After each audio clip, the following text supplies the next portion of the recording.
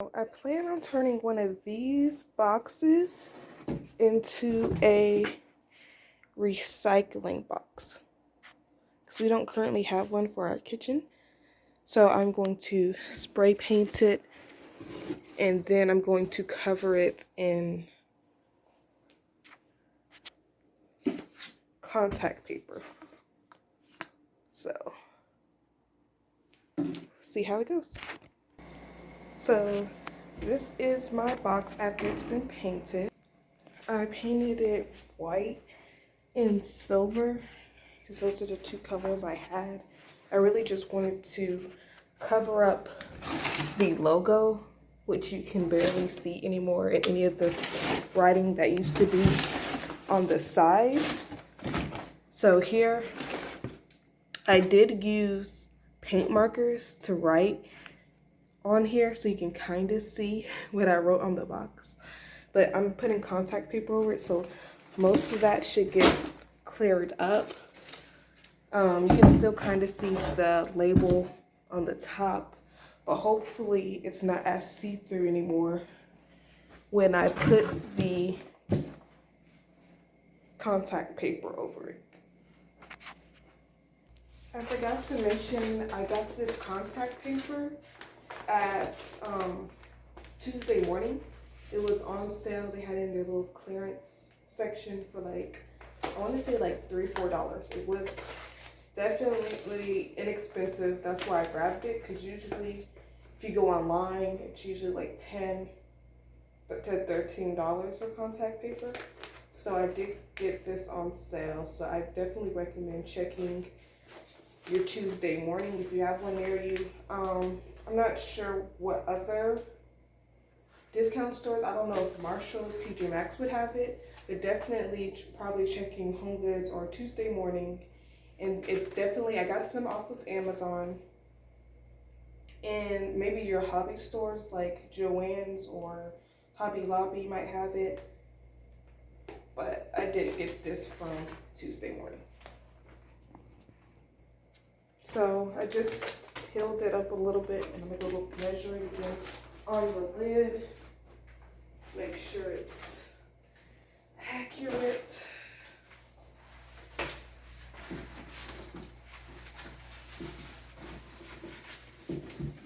So yeah, it looks like it might be a little tight fitting on the side. And I did just take the access that I had and I put it on the inside cover. Because there was some access, you want to cut in straight lines when you're using this contact paper. And they also recommend leaving 2 to 3 inches on each side just so you can cover it and overlap it. So place this on here. And be careful about bubbles, because those can be created, I know, using this type of paper. So just want to be careful about bubbles.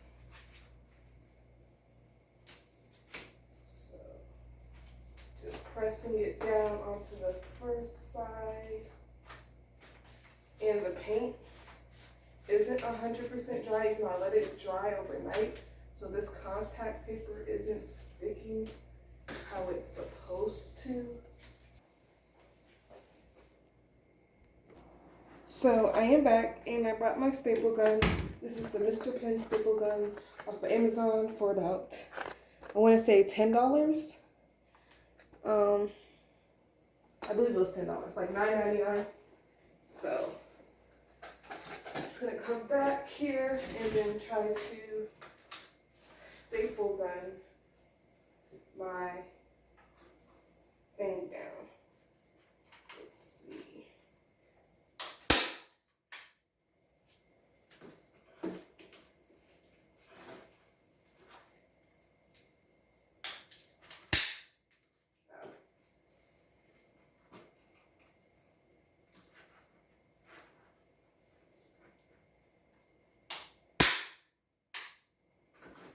Okay, that's down.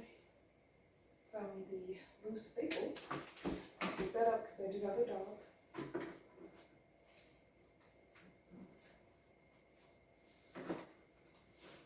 And pin these corners back.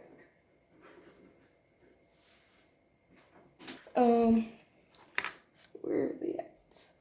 So kind of like right here, you can see it. It's like sharp right here and pointy. That's from the staple gun.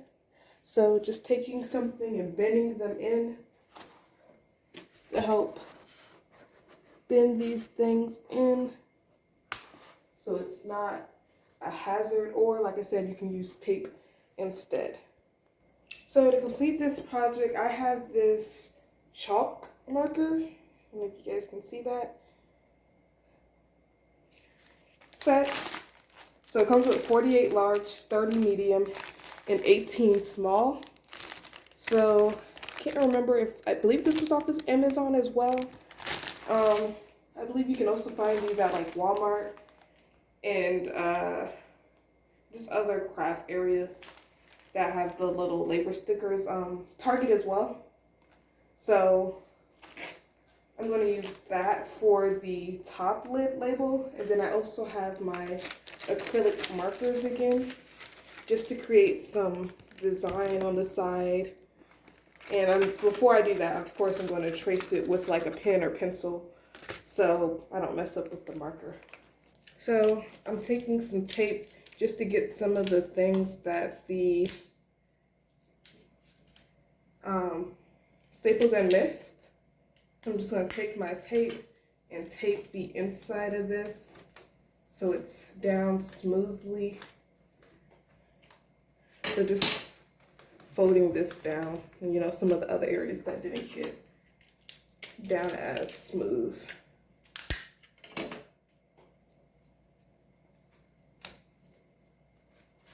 Just taping them down.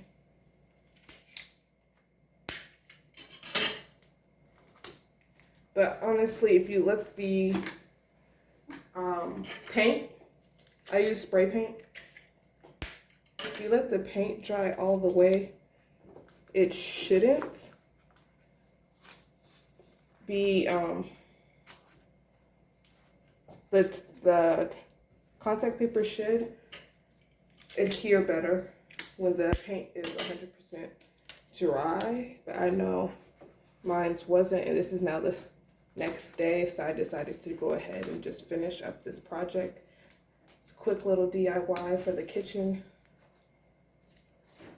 But yeah, just gonna finish taping down these sides. So I'm just taking one of my labels. Here are the smaller ones that it comes with. So I placed the larger one on, you know, somewhere in the middle, and then just gonna write recycle on it.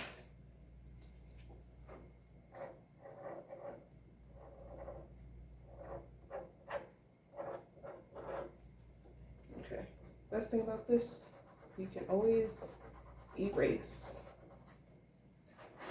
Like how that came out.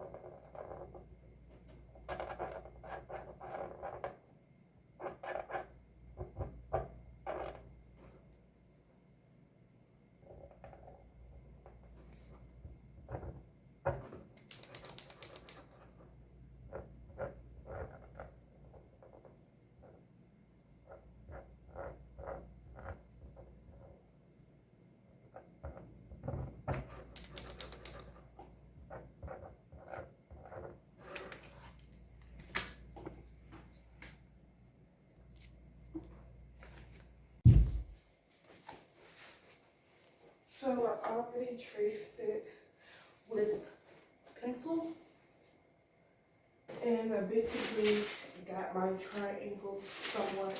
Now I'm just gonna go over it with my acrylic painter marker and the color black.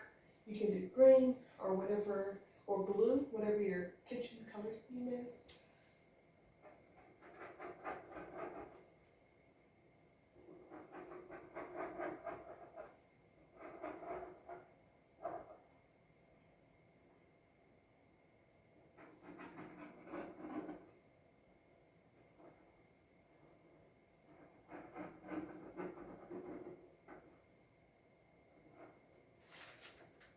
And then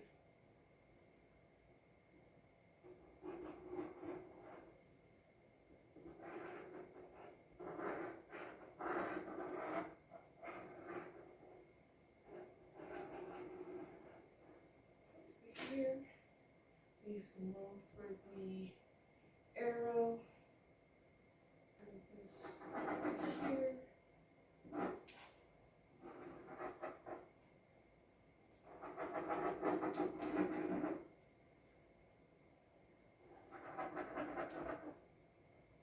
And then one for the arrows.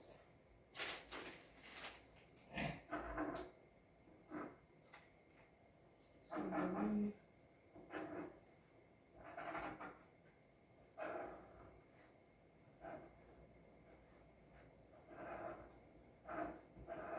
And then my last arrow is going to be right in here.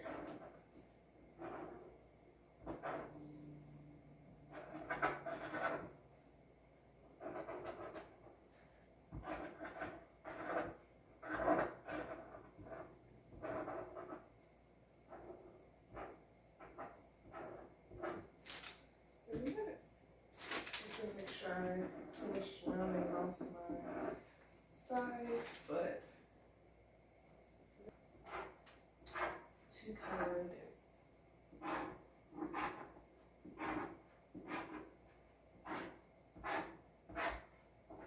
So it could be an all black logo, or it could be a two-tone colored logo.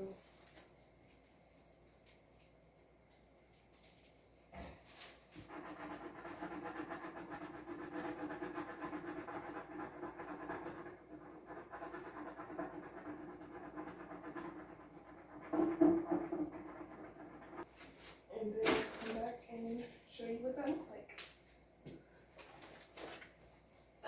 Once it's all colored in. Okay, it is finished.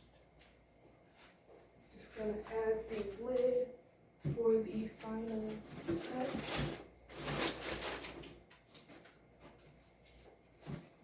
And this is what it's looking like after it is finished. So, of course, you can add some more symbols to the sides. On the back, I just wrote recycle again. So this is how it looks in the kitchen. It's got the silver and black, just like our trash can and our other appliances.